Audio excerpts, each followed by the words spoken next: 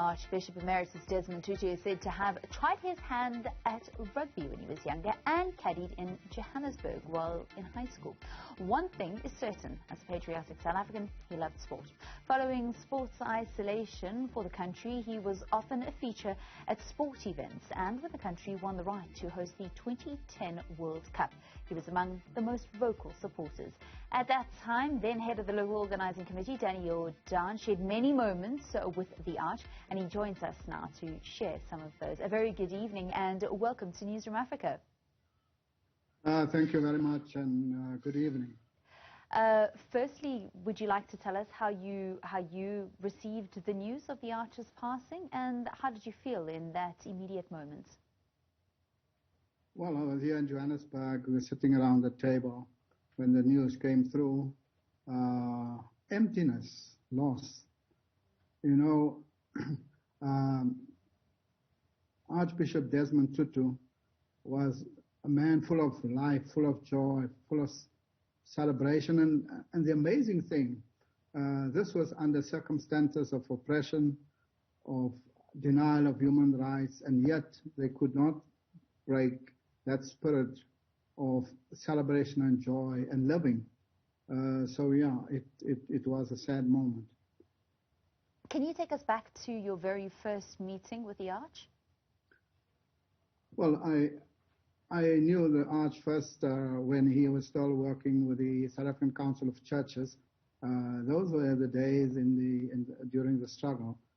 But I worked closely with him, as you've indicated, during the bidding process.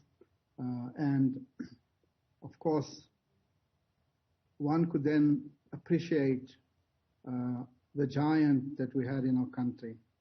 I can remember the first time we traveled together to the German bid draw in Leipzig, and when we got onto the plane and we got to the upper deck, there was silence when he walked onto the plane. And the first thing that he did was to turn around and go on his knees and start praying. And of course, when people get into the plane, they would pack their bags, and they all stopped and kept quiet for the duration of his prayer. And once he was done and turned around and sat in his seat, they then started taking their bags again and putting their luggage in the cabin. You can see the awesome respect that they had for Archbishop Desmond Tutu. Of course, the wonderful celebration at the Orlando Stadium, where Archbishop took to the stage and then showed us how he had a special affinity. He was a man of the people and a man with the people. And when he came out there, Nelson Mandela was not going to be able to attend the opening concert of the World Cup. And we had Bishop Tutu there. Of course, the people who then had to put the speech on the auto cue was a bit late, and they couldn't get it done. And he walked onto the stage, and when you look at the video, you'll see him walking on the stage with nothing and just started celebrating with the people, telling them that we must welcome the world, and this is a cradle of humankind, Africa, and we're all Africans. And there was a burst of joy and celebration. And I think he set the stage for a wonderful celebration of the World Cup. And then we went to St. George, Grenada. and here again, Madiba was not able to come to meet the people of the Caribbean islands. And Bishop Tutu was then in New York, and I called him, and he had agreed to fly down to St. George, Grenada. And when he came, there was a huge following of people. Wherever he turned, they were there to greet him, to celebrate with him. And when we were sitting over lunch, a young woman came to him and asked him, Archbishop, am I an African?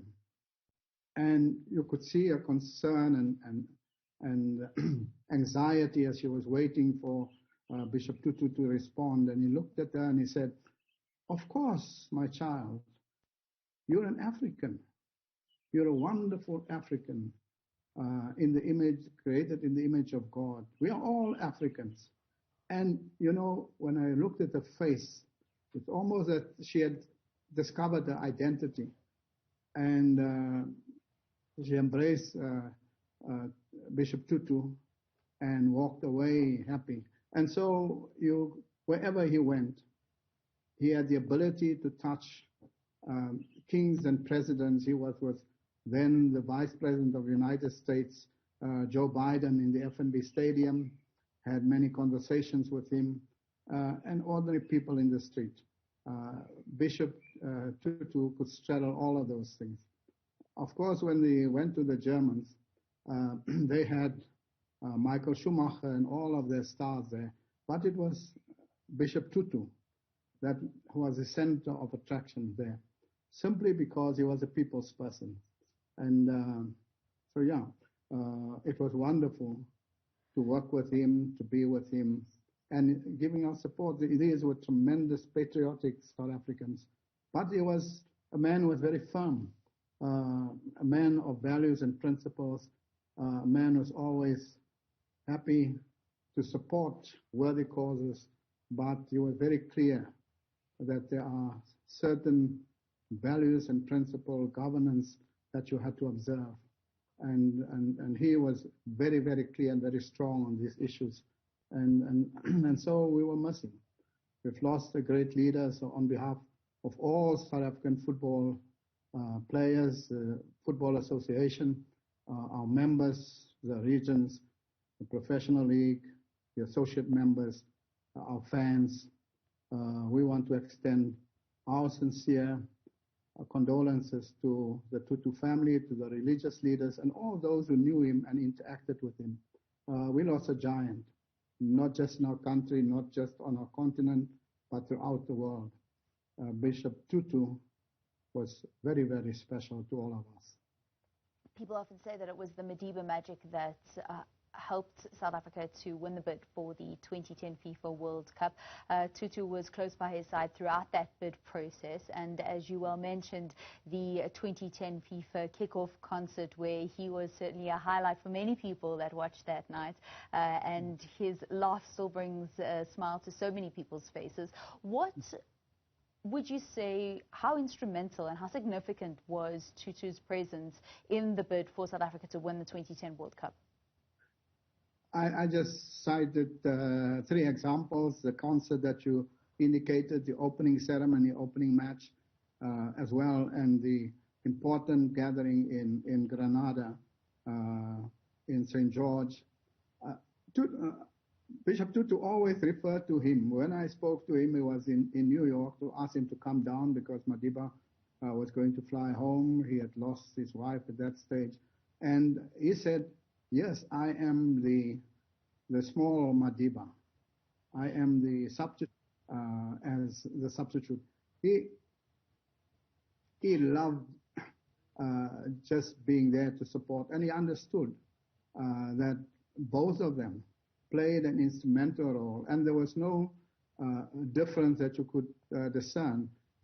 Certainly where Madiba could not come, if you look at the concert and you see how the people responded to him and how they celebrated that night with the arch there, because he was a people's person, and people energized him, and you could see that when you look at the visuals of the concert. So wherever he went, he played as an important role in us convincing the people, and he generated a special feeling, a special bond with ordinary people, and that, I think, is what helped us. Danny, many people remembering the Arch as being somebody that was very straightforward when it came to his opinion. He was the moral compass for so many South Africans. Did he ever speak to you about where he saw football going in South Africa?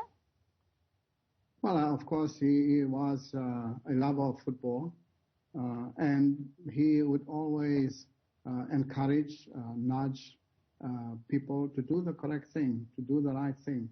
And I think that, of course, where things didn't go well, he would voice his opinion, and publicly so. So I think that you always knew where you stood with Archbishop Tutu. But overall, he was a lover of football, a lover of sport, and always encouraged all of us just to do the best and do the right thing. That's SAFA President Dr. Danny Jordaan joining us now and sharing some moments of Archbishop Emeritus Desmond Tutu, the now late Arch. Thank you so much for your time, Dr. Danny Jordaan, calling in on Zoom from Johannesburg. And that concludes Focus In on Sport. For now, do stay with us. News at Prime continues at the top of the hour. Now, friends, before I tell you who is going to be in the finals,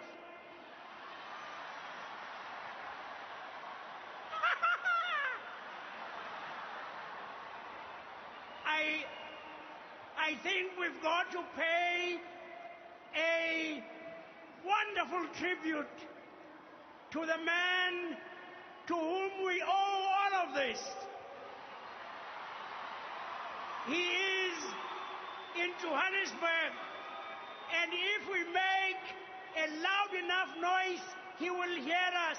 And so we say, Halala Nelson Mandela!